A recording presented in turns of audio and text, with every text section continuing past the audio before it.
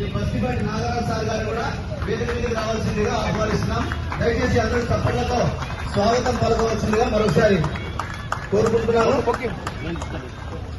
Sir రండి sir. మీ అందరికి తెలిసిన విషయమే, కుల మతాలకు అతీతంగా ఏ కార్యక్రమం చేసుకున్నా కూడా బ్రహ్మాండంగా చేసుకుంటాం.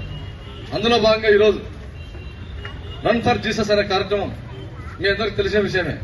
క్రీస్తు యొక్క మరణ పునరుద్ధాన్ని పురస్కరించుకొని ఇంత బ్రహ్మాండంగా మన ఏబిఎన్ చర్చిలో ప్రతి సంవత్సరం చేస్తా ఉన్నారు.